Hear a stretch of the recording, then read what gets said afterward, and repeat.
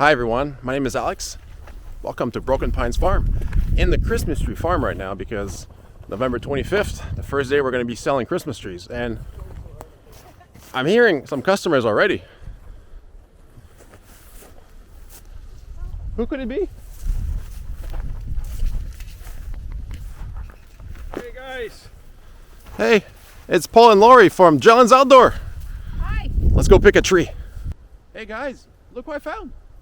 Hey guys, I'm here with Alex at Broken Pine Farms and I getting the Christmas tree. He's got a really nice farm here, guys. Actually, let's be honest, his wife picked the tree. That's true. Can't deny that one, guys. This is what she went for, a very nice spruce, nice and narrow, nice and high.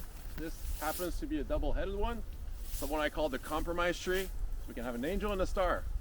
Very simple process. I'm gonna prune the bottom foot so that it can sit properly in the stand, and then we're just gonna cut it down. Super simple. You can use a chainsaw. I use a sawzall. It's portable, nice and easy.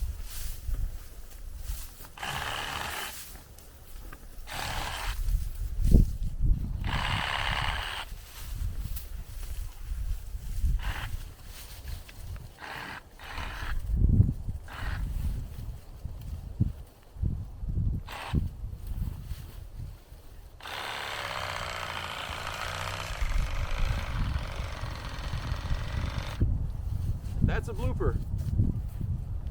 Gonna have to go get the chainsaw because the battery's dead. Battery died, guys. All right, attempt number 2. More battery power.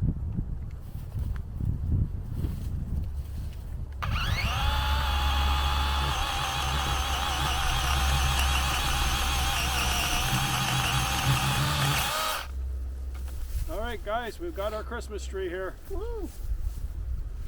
And if you haven't seen Paul's video about how to drop a tree without doing a face cut, this would have been a great example. It's just I didn't have much trunk to work with, but it's a very light tree, very manageable. Now they're gonna go home. They're gonna let it rest for about a day in the stand because you want it to keep its shape, especially when it's transported or tied up. And the good thing about cutting it now is it will retain its needles for a lot longer than those store-bought ones. Gotta like that, guys, because you know how fast trees dry out, especially if you got a house that's heated by wood. It's extra dry, so having the fact that your tree will dry out a lot, won't dry out as quick, that's a perfect thing to know, guys. Less of a fire hazard. How do you like your tree, Lori? Great.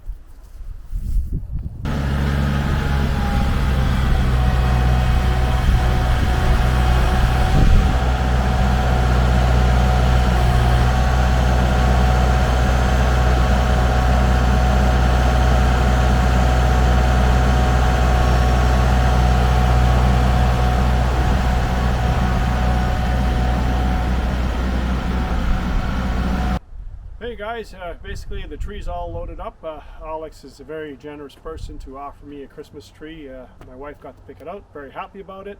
Once again, try and take some time out of your busy schedule and take a look at Broken Pine Farms. Alex, thank you very kindly. Thanks for Really coming out. appreciate it. So, going to enjoy this Christmas tree this holiday, and happy holiday season to everyone out there. Take care, guys. See ya. See ya. All right, I got a little rushed at the end there when Paul left because we had other customers coming. Today was the first day we started selling, so a month before Christmas we had a nice couple, at least two frosts recently, and apparently it helps the trees retain their needles if they're cut after a frost. I also want to look into making a Christmas wreath with the trees that are no good, so instead of cutting them down and losing them, for example, I have one here that's red tagged because it's a split trunk. So instead of cutting it down and losing it, I can cut the branches and use them to make Christmas wreath. And I have a couple ideas that I'll try to test out this year. I'd like to explore the idea of DIY make your own kit. So I'll provide cuttings and the frame for it, and then you just build it yourself. See if there's any interest for that. So this year is the first year we've actually opened it up to more than just our close friends. So now colleagues and people we know have shown interest. We sold 4 trees today, plus Paul that came earlier today. So it's fun to get started. it's fun to see the joy and spirit of Christmas around this time of year. And this is the reason why I do this stuff. It's very pleasant. Now, the struggle is always to price your stuff right. You don't want to lose money, but I don't want to charge an arm and a leg to people too, because I know these days financially it's rough on everybody. Saying that, I just sold the tractor, not the tractor, sorry. I just got rid of the truck this week because daycare, amazing daycare, and I could, well, we made it work, but if I could free up that monthly payment, it just makes our life that much easier. And it's hard to justify having a pickup truck when I have access to one if I need to from my father-in-law or brother-in-law. I'll miss it, but I want it at the same time because it's nice to have more financial freedom for sure. I know around these parts, the big box stores for the 6-footers, they charge $59.99 for the tree, and those are pre-cut, sometimes up to 2 weeks in advance. So they tend not to hold their needles that well, and they're tied up so tight for so long that sometimes they also lose their shape. So right now we're selling the trees for $80, taxes in. I just find it's a nice round number. So I think it comes out to something like $72 pre-tax for us. I just like to keep it simple and less headache. We'll see how it is financially, if it makes sense or not. These trees are better quality than the ones you find at the big box stores, and they're freshly cut, so they should last longer. We'll see with inflation and costs and maintenance, because these trees, I've only been the owners of these trees for the last 3 years. So I'll see as I'm starting to expand the Christmas tree farm and start my lots for the years to come, how much maintenance and how much costs are associated with it. Other than that, I'd love to thank Paul for coming out. I extended an invitation and he accepted right away, which was very nice. We do have this like kind of little close community on YouTube here with other content creators.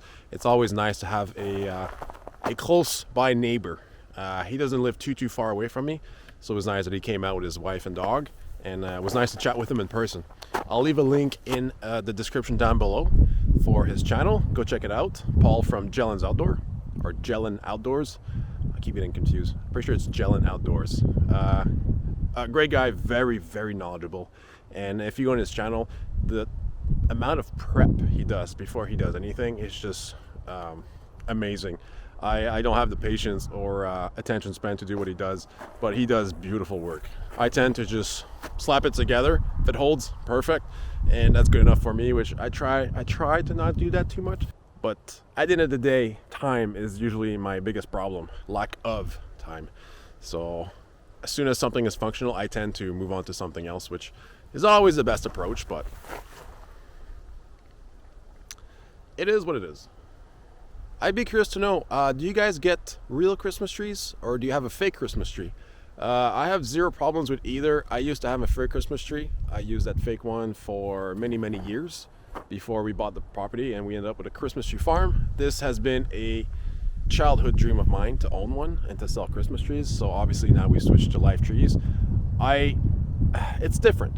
I'll say it's different. I'm the type of guy that keeps the Christmas decorations on for way too long because I just love Christmas. You can't do that with a real tree, obviously. You can't set it up mid-November and take it down in February. It will dry out and become a pain cleanup wise, and at some point a fire hazard if you're not careful.